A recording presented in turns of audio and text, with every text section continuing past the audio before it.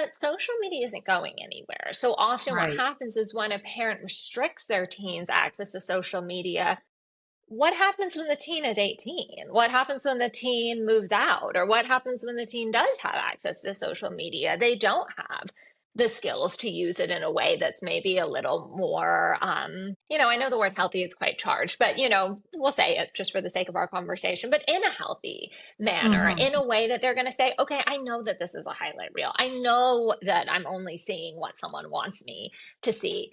I know, like, because I've had years of practice, I've had conversations with my parents. I know that I feel comfortable muting pages I don't want to follow. I feel comfortable blocking people I Hmm. don't want to see. I'm okay with, maybe I want to sprinkle in some pages there that are actually really positive or Hmm. more for my Hmm. hobbies or resources for my mental health. Like, I know how to do that, whereas the teen who maybe has been prohibited is just exposed to it, with no tools. So that's Right. really where I come from with it.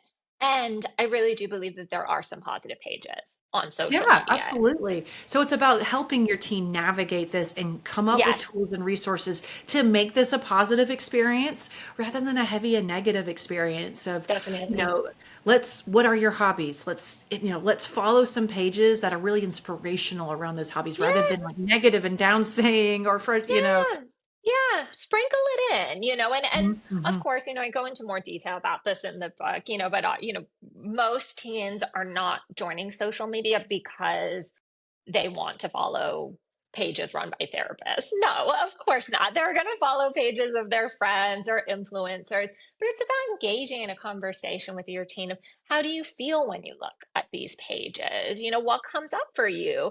If you're feeling really negative when you go on social media, how do you feel about using the mute button? What do you think that would be like for you to temporarily restrict that person? Or what are your thoughts on sprinkling in some of those other pages there? Mhm. Even if you want to Mhm. follow everyone that you follow and you don't even go out, and kind of cut them off your follow list, but like you want to sprinkle in some, pages that maybe elicit some joy, like maybe that's a approach we could take and kind of just explore that.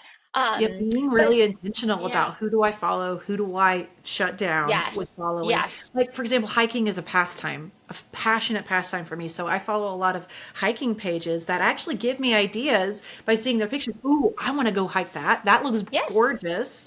And yes, so it gives me actually inspiration of like, what am I going to do in a few weeks or a trip I can yes, plan. And yes, so it yes, becomes more of a like hope seeking opportunity. definitely. Yeah. Yeah, and I really do believe, again, full transparency, there's a lot of negativity on social media. So I, don't Absolutely. want it to sound like I'm, turning my eyes, away from that.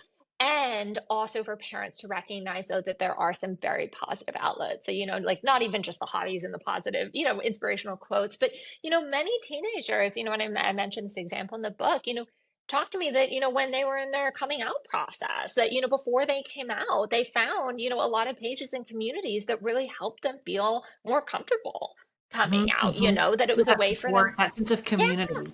yes, yes. And for parents to remember that that is something that's very new for this generation, that most parents of teenagers today didn't have that resource. So that Mhm. is there.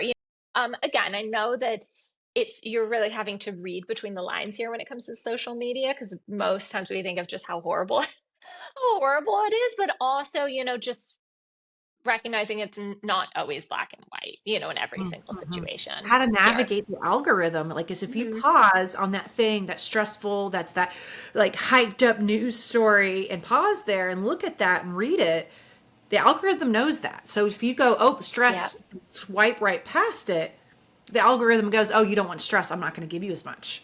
So it's Right. like you gotta be intentional about how you swipe or how you navigate because that's then Yeah.